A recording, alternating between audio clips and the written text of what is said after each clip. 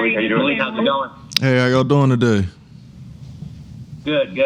Good, that's good. I guess just the first thing is just kind of where are you at right now in terms of how you're playing? Is it the best you've played in a while, and just kind of how you feeling? Yeah, so this is probably the best and the best both playing and physically I felt in a while. You know, it's like I'm back out there having fun again, you know, especially coming off of all the injuries I came off of and, you know, guys coming back from, you know, it takes guys, you know, a lot of energy, effort, stuff like that from the rehab part of it. So for me to finally be back mentally, mostly, and physically at where I'm at now, you know, I couldn't ask for better. How hard was it to get to that point for you? It was definitely difficult, just the journey of getting back to, you know, first off, being healthy enough to be able to be picked up and stuff like that. Like guys that went through Achilles or major injuries like ACL or anything like that, they know how the journey goes and just the ups and downs of doubts and, you know, pain and stuff like that. So for me to, like I said, be pain-free, being able to go out there and not have to think about no second-guessing movements and stuff like that, like I couldn't ask for better for right now. Did you do anything on the 1-year anniversary of it, or did you think about it on the day that it was there, or just kind of let the day pass you by? I mean, I made a little post about it just because, I mean, I always like to take that into consideration because that made me the player I am, you know, the man I am off the field that I am today. So I always like to take consideration into it because, I mean, at the end of the day, it was a bad situation, but it's a learning situation for me and also part of the journey that, you know, I'm planning to hopefully be at the end of it. So, you know, I don't never take it for granted.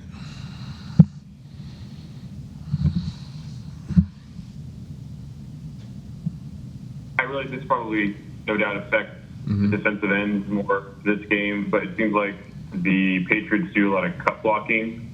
I'm just curious what your thoughts are about it and how conscious will you be of that should you, you know, be a blitzer at any point on Sunday? I mean, I'm not really too worried about it. We do a good job here kind of teaching the fundamentals and techniques and stuff like that to be able to beat the cut block and things like that. So for me, I'm going to just take what I was coached on and take it and execute it on the field. You know, I mean, stuff like that, that's a part of the game. So if I sit there and dwell on it and think about it too much, you know, that'll cause, you know, a lot of guys to play slower. So for me, like I said, I'm just trust my technique and fundamentals and go out there and play fast. What do you like about the big nickel defense when you guys are in that? I guess just being out there with the guys that I'm out there with, having all the guys that I'm normally probably with majority of the day that I'm here, the safeties and stuff like that. A lot of those guys come in on those packages, so you know, it's just like I said, just enjoyable to see the guys that I work with, you know, transfer the work that we're putting in the practice and obviously the drills and stuff we're doing with our coaches and applying it to the field, you know, especially because, like I said, I see it firsthand before we go and actually execute it. So that's probably the best part about it, seeing the guys take the coaching. How different will it be to kind of see them in person without Tom Brady, that quarterback? This is, you know, the second year without him, but has it hit you yet? I guess, I don't know if it has.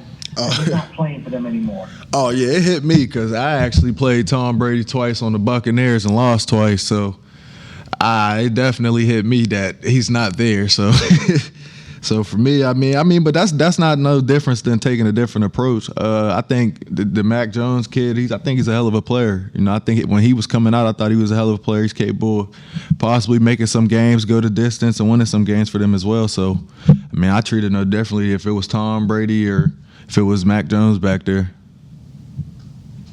Malik, when y'all have a game like last week where Trayvon's getting another interception, Anthony returns the pick six, how much pride do you take as a secondary in making those plays? And I guess what goes through the rest of your mind as a secondary when the work you're doing together is able to lead to that? Oh, that's the first thing on our mind. We want to be the guys to go out there and get the defense and the team momentum, you know, and the best way to do that would be cause a turnover and takeaway. Last couple of weeks we had a takeaway or turnover. I believe the offense scored majority of the time or damn near every time if I can put it correctly. So stuff like that definitely matters. Turnovers, or whether it's a big hit or, recover from whatever the case may be. That definitely matters a lot, especially in a game like this. Because, everybody in the NFL knows it's hard to win up there in New England. So that's definitely would be a key emphasis in this week, and trying to make big plays, and opportunities that we do get, we got to capitalize on them. Malik, Dan Quinn was telling us about an exercise y'all did a few weeks ago, or maybe even back in training camp, where you each went around and wrote on a piece of paper what you thought your role was for the defense, and then passed it around and told each other. Were you a part of that exercise? And tell us a little more about it, if so. Yeah, I was a part of that exercise. That was a couple weeks ago. Let me think. It was just pretty much because obviously we not really new, because at that time we was obviously in season, I want to say. So I want to say it was a lot of guys that was still kind of fresh to coming in, a lot of free agent guys that came in, and we got a lot of young guys as well. So that was more so, kind of letting the team know of what you're bringing to the table, and guys let you know what they expect of you. So, for me, I had put on there at the time was to get healthy, because I was still going through the process of, working back onto the field and stuff like that. So that was just the main thing, get healthy and stay healthy for me. What were some of the things your teammates put on there about what they wanted from you on the team? The same thing. Some said availability, obviously. That was the first thing I wrote. So guys, obviously, I told them a lot about the history of what I've been through and injuries, and try to tell some of the young guys just the process that I've been through. So some guys wrote availability, and some guys just wrote just be the ball hawking player that I've been. Keep being me, and just come back and be actually stronger than what I was. 'Cause like I said, at that time I was still coming back from the Achilles. How does the mental conditioning portion of y'all's Friday help you individually and help the team? The mental part of you said, repeat again, I didn't hear you. Yeah, when y'all meet with Chad on Fridays for mental conditioning, what's that experience like, and how do you think it helps?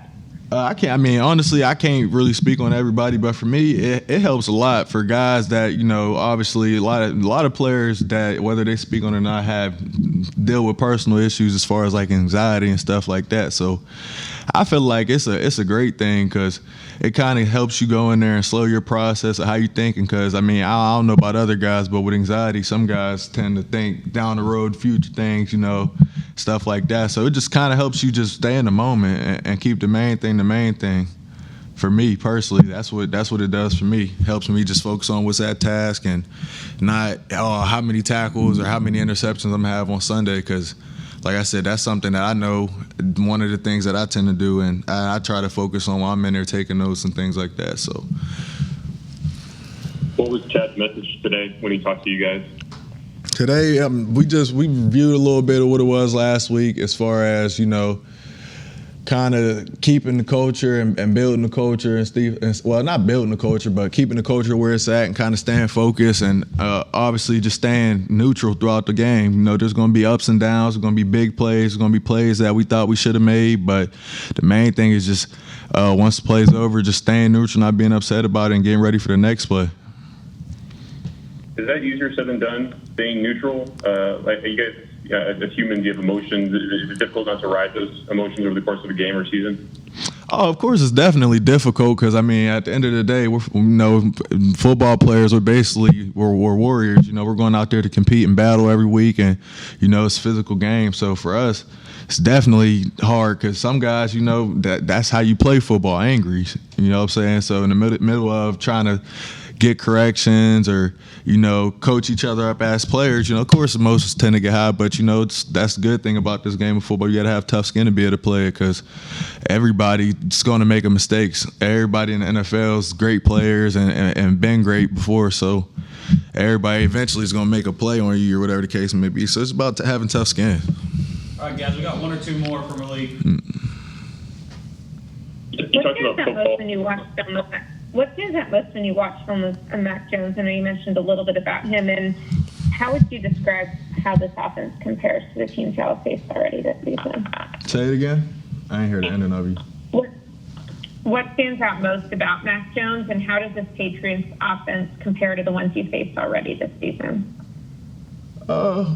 Honestly, I really don't look at, how much offense is versus, another offense or anything like that. I tend to just look at, things like their play style. Obviously, everybody knows the Patriots' play style has been the same since we can remember. You know what I'm saying? So, I mean, it's not really too different or anything different than what it's been. Bill Belichick is Bill Belichick, and, it's always going to be the same thing. So it's just about going out there and executing whatever we got in the game plan. You talked about just having fun again. Mm-hmm. How important is the season in that way for you? Just kind of, putting the injuries behind you, putting whatever Indianapolis was for you behind you, and just kind of resetting and being part of this ride so far? Honestly, I mean, once I got hurt and, the day came of the surgery, me having my Achilles done, I mean, I put majority of that behind me then because, I knew this was going to be a long chapter, a long journey of me getting back. And then I knew going into me getting back, well, I was a free agent. Obviously, it wasn't a secret. So I knew there was going to have to be either I was going to still be in Indy or obviously I was going to have another team that I was going to be calling home. So for me, I mean, it was like I said, it wasn't really too much crazy from that. It was just simple.